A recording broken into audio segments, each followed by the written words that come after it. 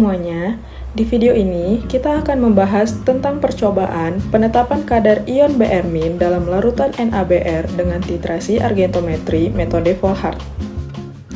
Apa itu titrasi argentometri? Titrasi argentometri atau titrasi pengendapan adalah titrasi yang melibatkan pembentukan endapan.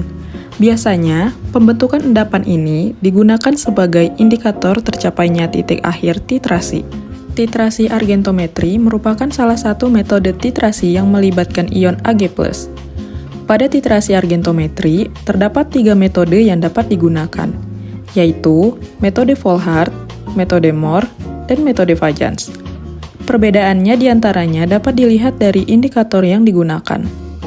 Metode Volhard adalah salah satu metode dalam analisis kimia untuk menentukan kandungan klorida, bromida, dan iodida melalui reaksi pengendapan dengan larutan AgNO3, dan selanjutnya kelebihan larutan AgNO3 dititrasi dengan menggunakan larutan tiosyanat. Mekanisme reaksi dasar yang terjadi dalam metode Volhard adalah sebagai berikut. Ag+ plus Cl- menjadi AgCl-, SCN- plus Ag+ menjadi AgSCN, dan Fe3+ plus SCN- menjadi AgSCN2+. Untuk mencegah pengendapan ion Fe3+ menjadi besi hidroksida, titrasi dilakukan pada suasana asam. Titik akhir titrasi ditunjukkan dengan terbentuknya larutan berwarna merah dari ion kompleks AgSCN2+. Tujuan Vatikum: menentukan kadar ion Br- dalam larutan NaBr, menentukan normalitas NaBr, dan menentukan konsentrasi KSCN. Alat dan bahan dalam Vatikum ini adalah alat yaitu labu enamel, pipet tetes, gelas ukur, bules, statif dan krem, timbangan analitik, beker gelas, pipet, volume.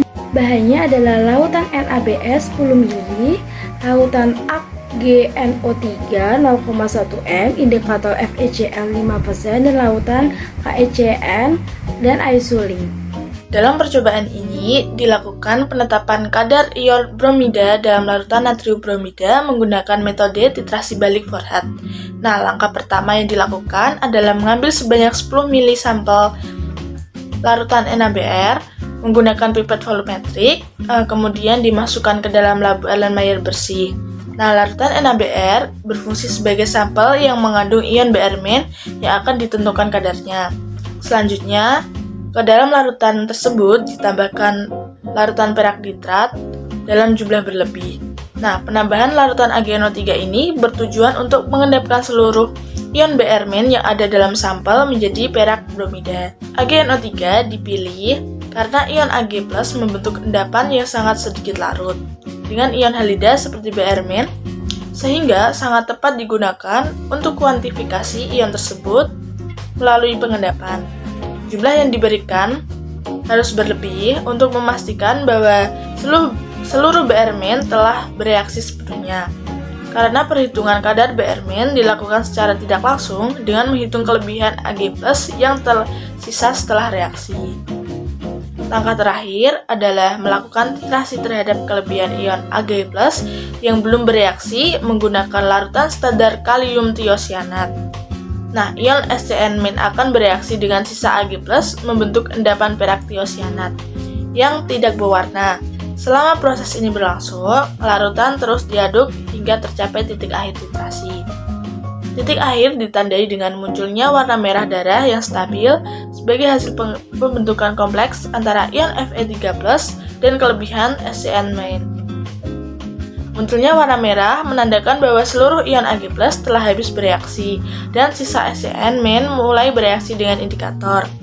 Volume KSCN yang digunakan kemudian dicatat dan digunakan untuk menghitung jumlah kelebihan AgNO3 yang tidak bereaksi dengan Br-. Selisih antara jumlah AgNO3 awal dan sisa inilah yang setara dengan jumlah ion Br- dalam sampel.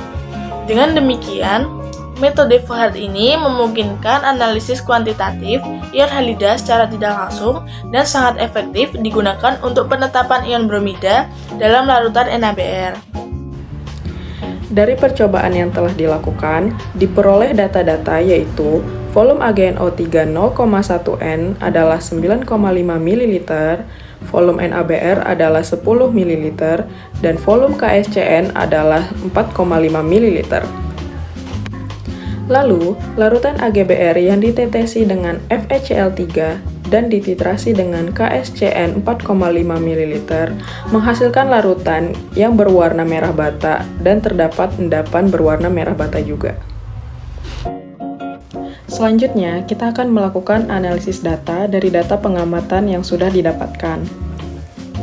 Yang pertama yaitu menentukan molaritas NaBr menggunakan persamaan V1 dikali M1 sama dengan V2 dikali M2, di mana VNaBr-nya adalah 10 ml, MNaBr-nya belum diketahui, VAgNO3-nya adalah 9,5 ml, dan MAgNO3-nya 0,1 M. Maka didapatkan hasil molaritas NaBr-nya sama dengan 0,095 M. Selanjutnya adalah penetapan kadar Br-min.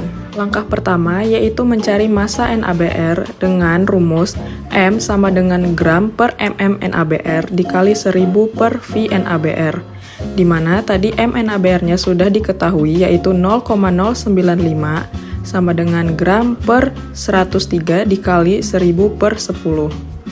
Lalu dibalik menjadi gram sama dengan 0,095 dikali 103 per 100.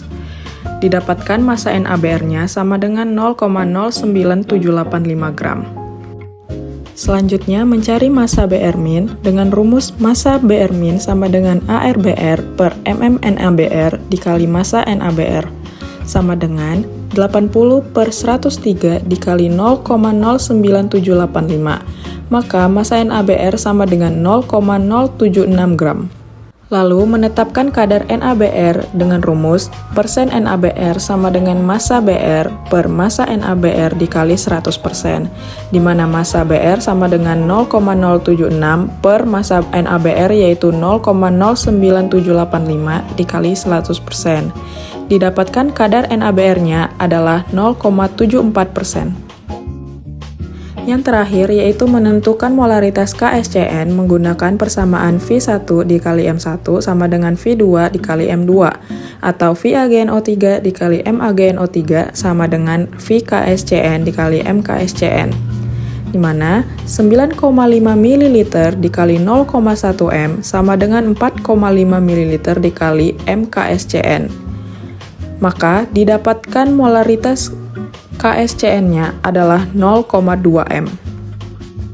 Jadi, kesimpulannya adalah yang pertama, jumlah kadar ion Br-min dalam sampel larutan NaBr adalah 0,74%. Yang kedua, molaritas NaBr sama dengan 0,095 M. Dan yang ketiga, molaritas KSCN sama dengan 0,2 M.